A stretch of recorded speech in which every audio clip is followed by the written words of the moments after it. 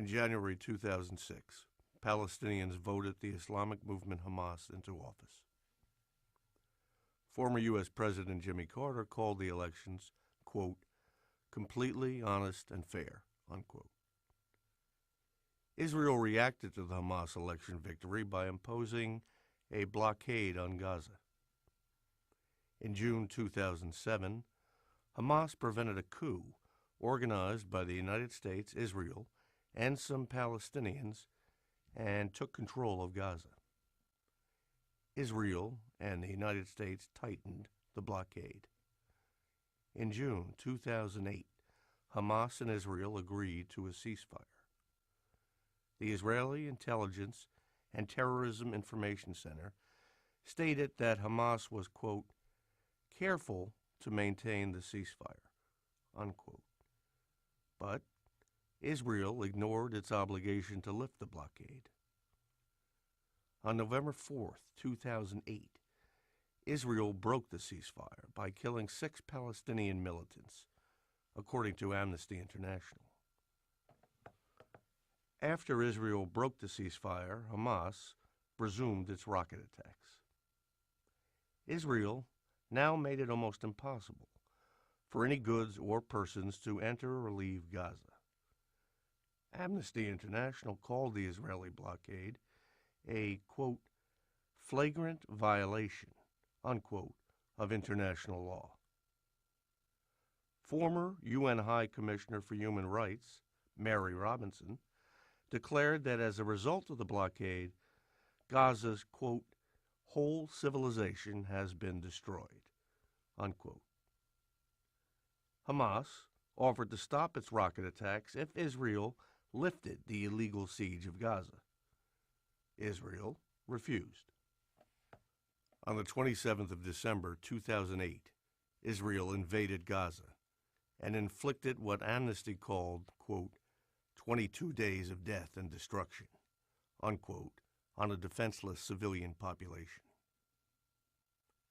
In April 2009, the United Nations Human Rights Council appointed Richard Goldstone, a distinguished South African judge, to investigate violations of international law by both Israel and Hamas during the invasion.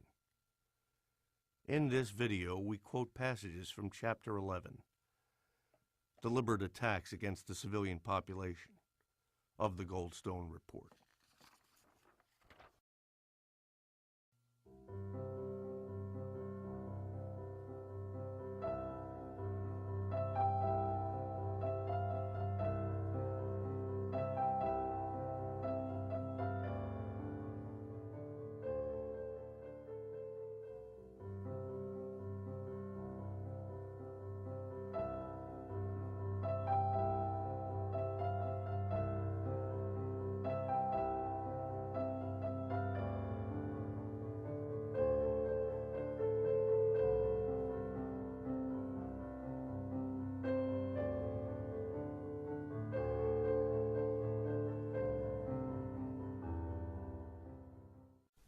On January the 7th at 12:50 p.m, the Israeli army bulldozed our garden, and the Israeli tanks were positioned in front of our house, 7 meters away.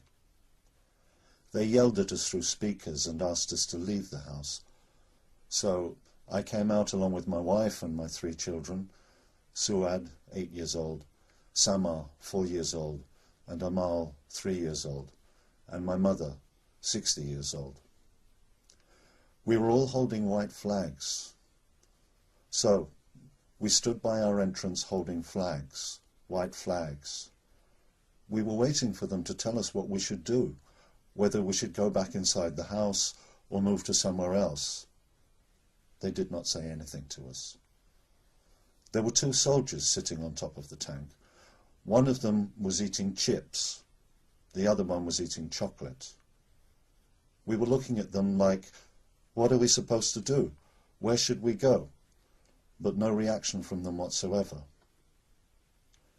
We were surprised because there was all of a sudden a 3rd soldier coming out of the tank, and they started shooting at the children with no reason,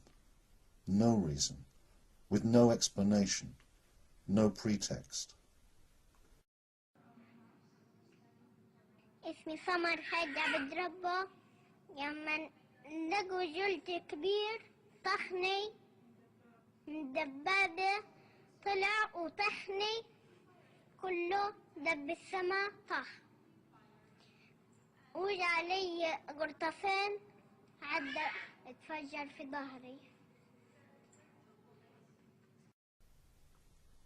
I and my mother-in-law, we went through a door and suddenly I saw her fall on me. And she was telling me, I'm dying, Kawthar. And I was really surprised. So I put her on the floor and she had received 2 bullets. And then I was surprised to see that my husband was going with the children through another door. And then after I put my mother-in-law down, I heard him say, Suad is dead. Suad is dead. When I heard that, I thought she was going to come through the door with her father.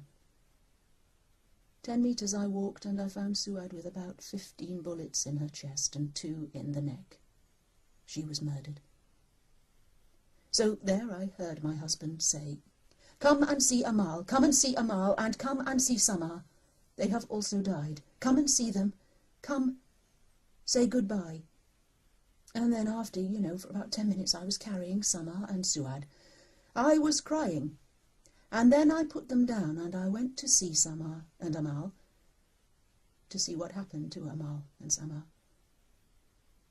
I was surprised to see that Amal, 2.5 years old, all her insides were outside, and she was giving her last breath, and I asked her, do you love me, Amal?